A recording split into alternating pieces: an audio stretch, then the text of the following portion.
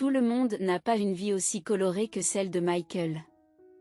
Il semble que la chance ait été de son côté dans tous les domaines, il avait une famille nombreuse et soudée qui fêtait chaque événement avec joie et extravagance, ce qui n'était pas toujours à la portée d'autres familles.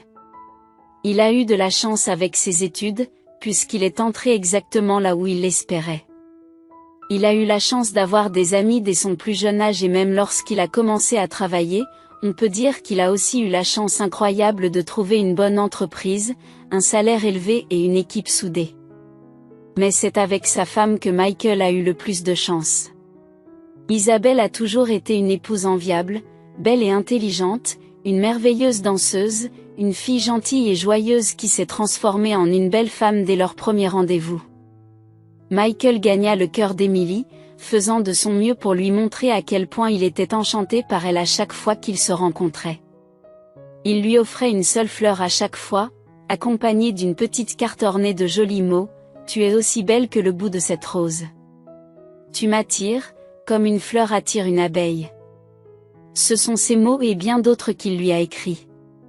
Plus tard, alors qu'ils étaient encore à l'école et qu'il pouvait se permettre d'acheter des bouquets entiers et d'autres cadeaux, il écrivit de véritables poèmes, comparant sa bien-aimée à des déesses et à des muses, qui avaient inspiré les mortels tout au long de l'histoire.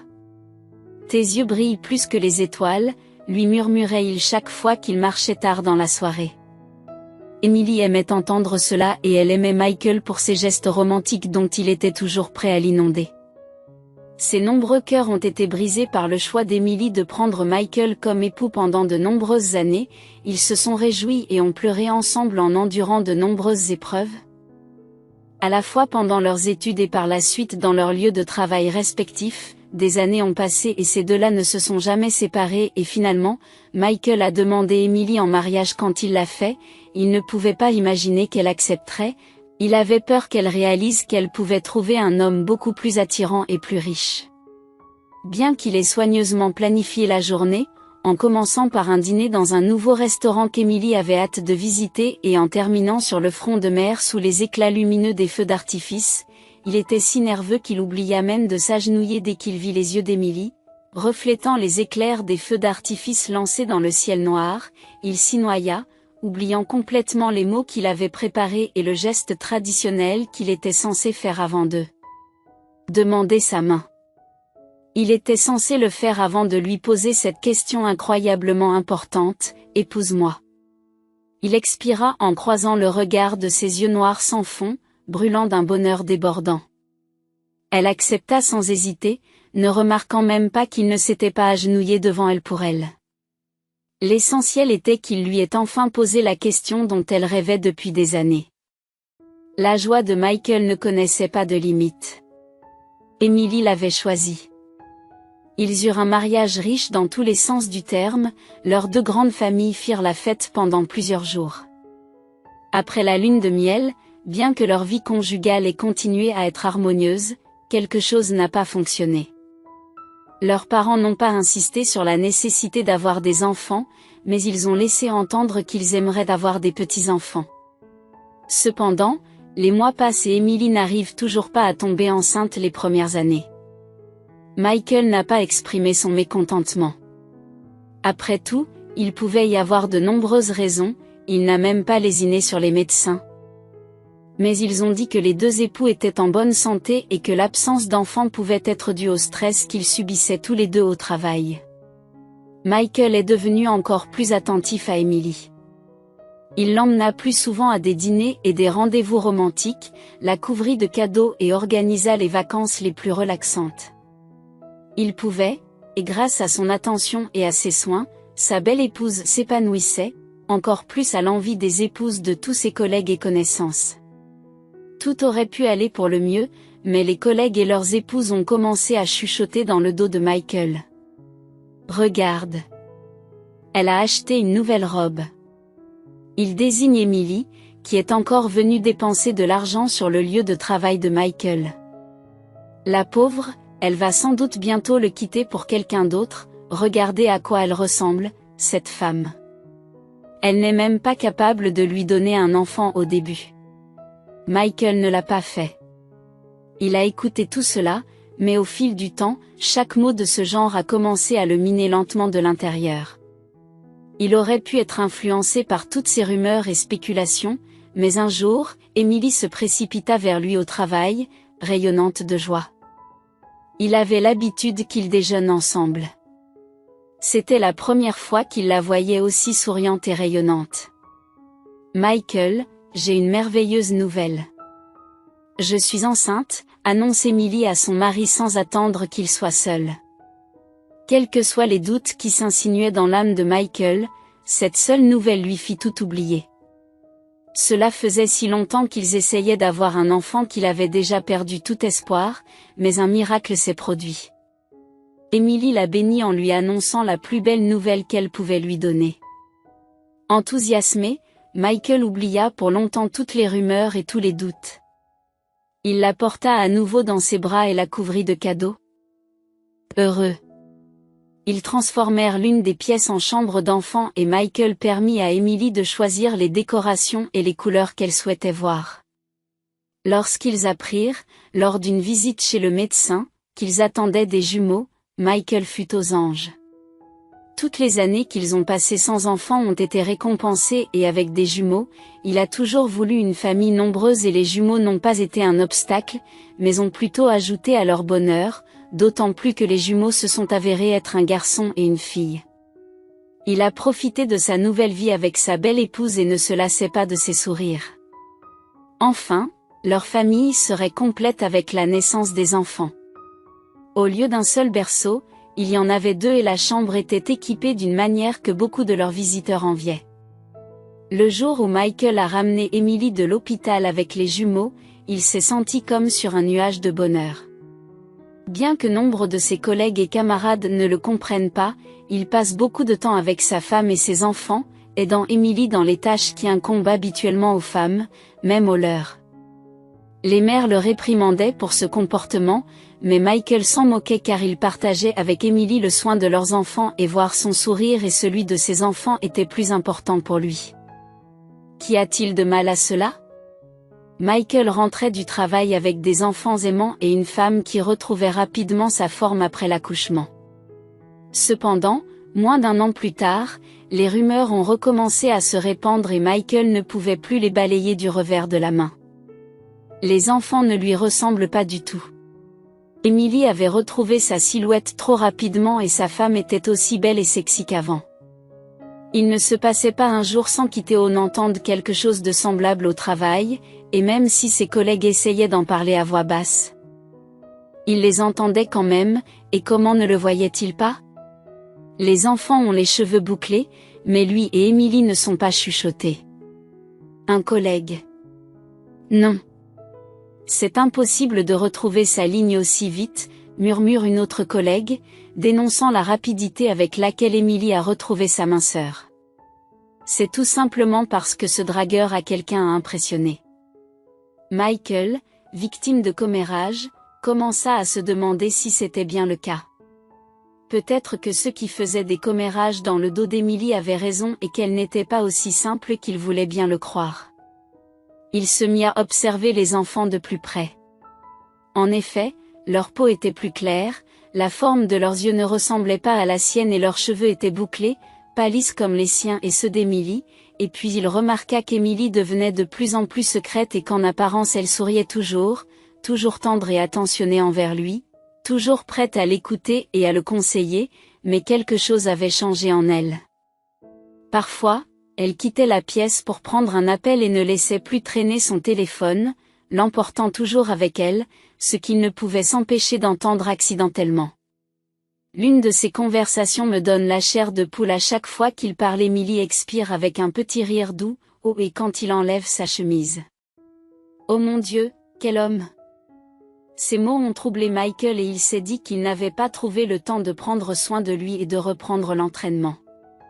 Il avait l'habitude de courir régulièrement et de faire du sport, mais maintenant il ne le faisait plus à cause de la fatigue après le travail. Il commença à penser qu'Emily lui cachait certainement quelque chose au début. Il ne savait même pas comment aborder la situation qui s'était présentée et il hésita longtemps avant de trouver le courage de lui demander directement Emily. « Tu me caches quelque chose ? J'ai remarqué que tu as commencé à prendre ton téléphone avec toi, et maintenant tu ne prends des appels que lorsque tu quittes la pièce. Qu'est-ce que j'ai à cacher, chérie? Elle sourit en réponse et le prend dans ses bras. Je n'ai rien à cacher, alors explique-moi pourquoi tu as commencé à prendre ton téléphone avec toi. Au lieu de le laisser traîner, je suis devenue plus responsable. C'est tout toi, tu m'as grondé parce que je le perdais toujours et avec les enfants, le téléphone est devenu utile. Je peux surveiller les petits quand ils dorment et ne pas manquer quand ils ont besoin de mon attention et les appels que tu parlais toujours devant moi, mais maintenant tu pars toujours chérie. Veux-tu vraiment entendre parler de Coucher de l'ange, ou des émissions de télévision dont je discute avec ma mère et mes amis après une longue journée de travail? Je comprends que tu sois fatigué, même si tu m'as aidé avec nos petits anges le soir. C'est moi qui suis en congé maternité maintenant et tu devrais te reposer, et je comprends qu'Emily ait balayé ses réponses, qui semblaient tout à fait raisonnables et que Michael acceptait, même s'il soupçonnait que tout cela n'était qu'une couverture pour quelque chose d'autre. Les doutes commencèrent à l'assaillir, même après leur conversation et malgré le fait qu'Emily lui tendait toujours la main et lui prodiguait de l'attention et de l'affection. Il s'est éloigné d'elle, car tout ce que faisait Isabelle lui paraissait suspect. Puis il a entendu de nouvelles rumeurs sur sa femme au travail. Je vous dis que j'ai vu Emily avec un homme et qu'ils s'embrassaient en chuchotant, une collègue de Michael à une autre, devant tout le monde. Vous imaginez? Oh, mon Dieu, devrions-nous dire à Michael qu'il est un homme si bon? A répondu l'autre. Comment lui dire, pour l'amour de Dieu, il va me traiter de commère. Il adore ce petit flirt. Michael ne dit pas à ses collègues qu'il a entendu leur conversation. Mais il réfléchit profondément à tous les signes d'infidélité qu'il a vus dans le comportement de sa femme au cours des semaines suivantes. Il s'est demandé comment il pourrait comprendre ce qui se passait réellement avec sa femme. Prudent, il n'a pas cherché conseil auprès de ses amis ou collègues, mais s'est tourné vers l'Internet où il a facilement trouvé des moyens de prendre sa femme en flagrant délit d'infidélité. Il a lu divers récits de personnes ayant vécu des situations similaires, a mémorisé les méthodes possibles de test, la loyauté d'Emily et a progressivement commencé à planifier quand et comment exécuter le test le plus crucial de sa vie, autant qu'il le craignait. Faisant partie de ces hommes qui ont découvert la cruelle vérité sur l'infidélité de leur épouse, il a tout de même décidé de le faire. La méthode la plus simple qu'il a retenue est d'écrire une lettre d'adieu à Emily, de la cacher et de voir ce qu'elle ferait en la lisant. Cependant, alors qu'il s'asseyait avec une feuille de papier et un stylo devant lui, Michael n'arrivait pas à trouver comment écrire la lettre. De beaux et chaleureux souvenirs de leur amour envahissaient son esprit, de la façon dont ils se réjouissaient ensemble en toutes circonstances et de la façon dont ils avaient vécu heureux pendant de nombreuses années, pendant longtemps. Il était assis là, essayant d'écrire au moins quelques lignes, et chaque fois il échouait à froisser la lettre commencée et à en recommencer une nouvelle. Finalement, il réussit à rassembler ses pensées et à tout exprimer de manière à ce que la lettre semble sincère et pas trop dure envers Isabelle.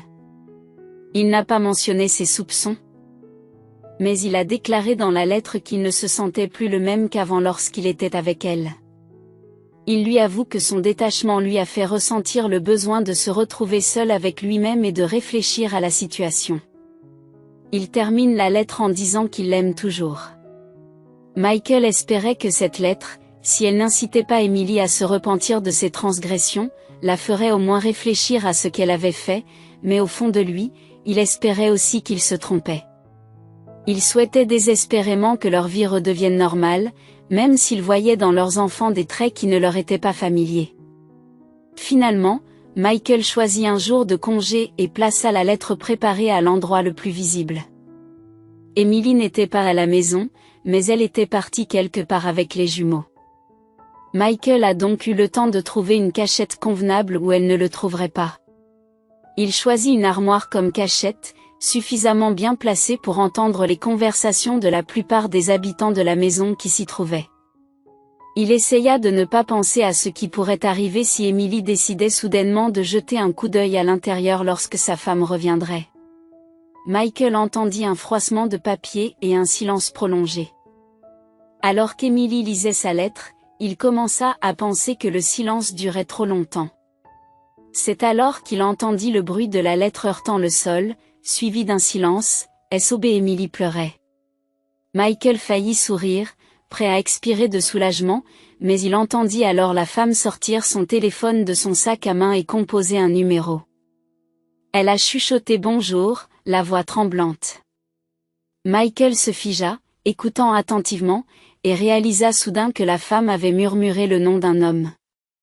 Oui, Diego, Michael n'en croyait pas ses oreilles. Sa femme bien-aimée, Emily, le trompait.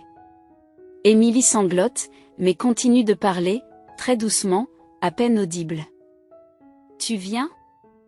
D'accord. Diego, j'attends. Michael serra les poings, incapable de croire à une telle trahison. Il l'aimait tant, la vénérait, la couvrait de cadeaux, faisait tout pour elle, et elle le trahissait. Soudain, Emily reprit la parole, mais cette fois-ci, elle semblait s'adresser à quelqu'un de complètement différent. Gabriel, tout va si mal, jura presque Michael. Un autre homme, Emily, le trompait, non pas avec un mais avec deux hommes simultanément. Il m'a quitté. Tu comprends, Gabriel? Que dois-je faire pendant un certain temps?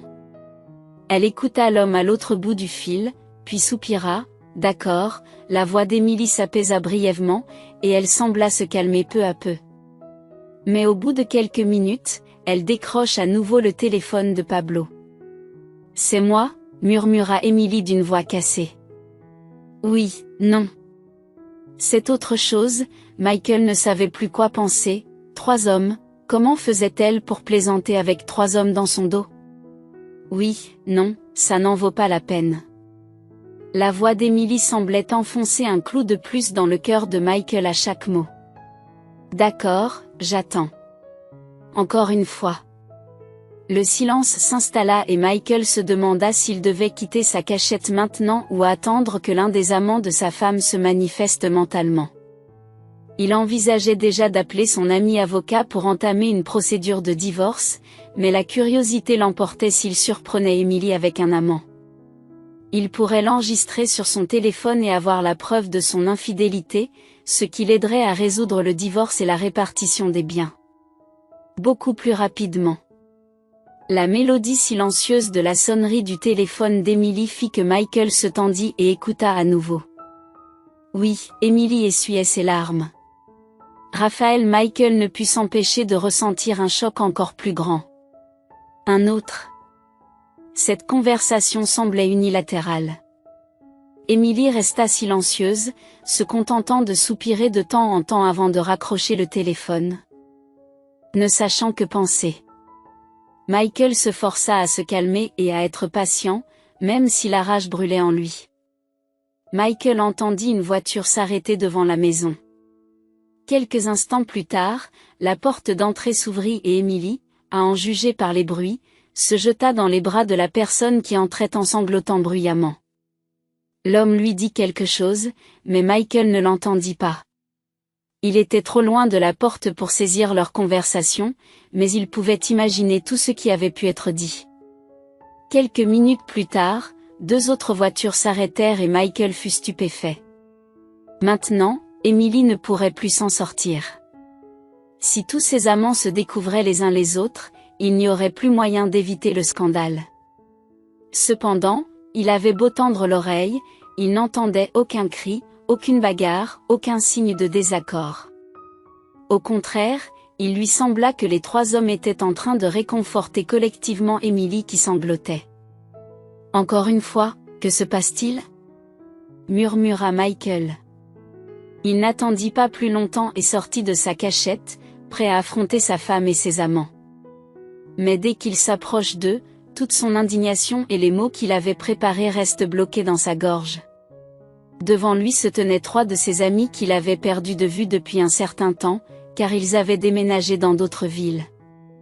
Le seul étranger était l'homme qui embrassait sa femme.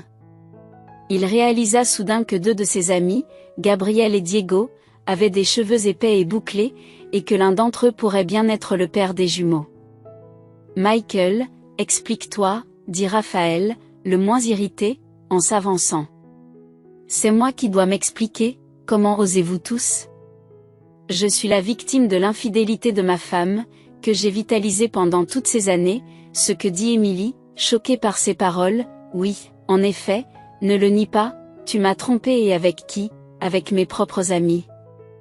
C'est pour cela que les enfants ne me ressemblent pas. Tous ceux qui m'avaient prévenu avaient raison, Michael fulminait, libérant toutes les rumeurs qu'il avait entendues depuis des années. Les personnes qui se trouvaient devant lui restaient sans voix. L'écoutant avec des yeux écarquillés jusqu'à ce qu'il s'essouffle, Émilie, semblant trouver sa voix, a d'abord dit. Alors, c'est comme ça.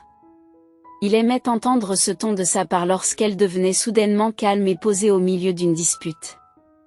Auparavant, il était étonné par sa capacité à se calmer et à réfléchir rationnellement aux problèmes qu'il rencontrait pour tout arranger et repartir de l'avant, mais cette fois-ci, il entendait ce ton sous un jour complètement différent. « Tu as perdu la tête ?» Amigo Gabriel s'exclama, « Et tu n'as pas trompé ta propre femme, avec Émilie et maintenant tu essaies de me blâmer ?» cria Michael. « Qu'est-ce que tu racontes? D'où t'est venue une telle absurdité dans la tête? » Raphaël s'emporte. « C'est ton mari ?» demanda l'homme en lassant Émilie. « C'est l'homme dont tu t'es vanté? Il est plutôt moyen, je dois dire, ma chérie. Je me demande pourquoi j'ai pris la peine d'amener la beauté à une déesse comme toi, dit Michael en fronçant les sourcils, remarquant les manières particulières de l'étranger. Pablo Émilie secoua la tête. Écoute-moi, chérie, en tant que styliste, tu connais une chose ou deux sur la vie. D'accord, si votre homme ne cherche que le mauvais côté de votre personnalité, il le trouvera, peu importe les efforts que vous ferez. L'homme fait un geste élégant et féminin de la main. Tu as beau briller comme de l'or, s'il pense que tu sens le fumier, c'est ce que tu seras pour lui. Qui êtes-vous, bon sang? Michael s'indigne contre Pablo. Je m'appelle Pablo chéri, mais rassure-toi, je n'empiéterai pas sur tes plates-bandes. Même si vous me versez une bouteille de tequila. L'homme s'éloigne. Émilie t'a toujours décrit comme un bel homme au cœur pur. Mais je vois clair en toi. Mon cœur, Gabriel croisa le regard de Michael et serra les dents, donc tu as menti à Émilie. Je n'ai pas menti. Je la testais, elle me trompe. Tu es un idiot? Diego secoue la tête. Émilie a suffisamment retenu l'homme. Elle a déclaré, je comprends tout. Maintenant, c'était inutile de te rassembler pour la réunion des anciens élèves. Il était inutile d'essayer de surprendre Matteo. Il avait déjà pris sa décision depuis longtemps. Michael, c'est bien que j'ai emmené les enfants chez ma mère. Ils n'entendront pas ça. Ne t'avise pas d'utiliser les enfants comme excuse. C'est clair que ça ne les dérange pas d'avoir les cheveux frisés, ils ne me ressemblent même pas. Michael s'est écrié, incapable de parler calmement. Oh, c'est donc ça. Les enfants ne sont pas les tiens et ta femme te trompe et tu as refusé d'écouter. Émilie devint la femme qu'il avait aimée. Ses yeux sombres sont devenus sévères et confiants, mais maintenant ils sont dirigés vers lui, pas vers les problèmes qu'ils avaient l'habitude de résoudre ensemble. Qu'est-ce qu'il y a à écouter tes excuses vides? Michael ne voulait vraiment rien entendre d'idiot, Diego cracha aux pieds de son ami. Émilie releva la tête fièrement, peut-être écouteras-tu la vérité, comme si tu pouvais expliquer pourquoi les enfants ne me ressemblent pas, et qu'en est-il de ton grand-père? Tu n'aimes pas les boucles. C'est vrai, ton grand-père avait les cheveux bouclés et même avant ma grossesse, tu soupirais en disant que ce serait bien si les enfants avaient des boucles comme ton grand-père. Les yeux d'Émilie fusillèrent, l'éclair s'oublia, Michael fut déconcerté, mais se souvint rapidement d'une des rumeurs et de l'homme. Mon collègue t'a vu avec tu le serrais dans tes bras chéris, c'est comme ça qu'on se salue. Pablo regarda ses ongles, dédaigneux, ses brouhahs. Nous sommes de bons amis. J'ai mon propre mari. Ta femme n'est rien pour moi et qu'en est-il des conversations que tu as eues avec quelqu'un à propos d'un homme pendant quelques instants? Emily réfléchit et Michael pensa qu'il l'avait enfin rattrapé. Tu parles de mercredi dernier où Emily a levé un sourcil alors qu'Anna et moi discutions du nouvel épisode de notre feuilleton préféré? Oh Alejandro, soupira Pablo exagérément à côté d'Emily, quel homme de telles épaules. Raphaël secoua la tête, se couvrant le visage de sa paume. Matteo tuait. Vraiment un idiot, tu cherches une prise là où il n'y en a pas, mais Michael commença à halter d'indignation. Nous essayons de te surprendre. Emily a croisé ses bras sur sa poitrine et avec ton acte ignoble, tu as transformé tout cela en cauchemar. Je voulais rassembler nos amis pour une réunion. Te surprendre, avec l'arrivée de Raphaël, Gabriel et Diego Pablo volontaires, pour m'aider à trouver une robe et à m'embellir, et toi tu ne penses qu'à la manière de m'accuser d'infidélité. Le silence retomba et Emily secoua la tête. Elle se dirigea vers son sac à main et se dirigea vers la sortie. Emmène-moi chez maman Emily, demanda sa styliste. Bien sûr, chérie. Il répondit en jetant un regard mécontent à Michael et la suivit jusqu'à la sortie. Michael voulut suivre, mais ses trois amis l'en empêchèrent pendant les heures qui suivirent. Il a beaucoup entendu parler de lui par ses amis. Ils ne lésinèrent pas sur les preuves en lui montrant leur conversation avec Emily, où elle discutait des prochaines retrouvailles. Des larmes de culpabilité et de regret coulèrent sur le visage de Michael, qui n'arrivait pas à croire qu'il avait détruit à lui seul sa belle vie avec Emily à cause de quelques rumeurs et spéculations. Les 2 premiers jours, il a entendu des gens qui ne savaient rien de sa vie. Isabelle ne répondait même pas à ses appels, mais le 3e jour, Michael se rendit chez sa mère avec un énorme bouquet de fleurs et s'agenouilla devant la porte lorsqu'Emily l'ouvrit. Il s'est agenouillé devant la porte quand Emily l'a ouverte. « Pardonnez-moi » a supplié Michael en la regardant. La mère d'Emily passa derrière elle. « Imbécile, pas un homme, imbécile » approuva Michael avec sa belle-mère, un parfait imbécile. « Pardonne-moi, Emily » soupira Emily et ses yeux furieux s'adoucirent. « Tu réalises que tu aurais pu me perdre à cause de rumeurs, parce que tu as cru les autres au lieu de la personne la plus proche de toi ?» Michael ne pouvait plus parler et se contentait de hocher la tête. « Peu importe le nombre de fois où je t'ai dit que tu avais écouté ton cœur, pas les paroles d'étrangers. » Emily s'agenouilla devant lui et mit de côté le bouquet. « Je n'ai jamais voulu te trahir, mon cher, parce que tu es l'homme le plus merveilleux, gentil, romantique, aimant, juste parfois stupide. » Il ne put répondre. Emily l'embrassa sur les lèvres et Michael réalisa. Elle lui avait pardonné. Il n'avait plus qu'à se racheter et à se pardonner d'avoir été si peu sûr de lui qu'il s'était mis à douter de la fidélité de sa femme. Chers téléspectateurs, si vous avez apprécié cette histoire, soutenez la vidéo en l'aimant et en laissant un commentaire. Merci beaucoup.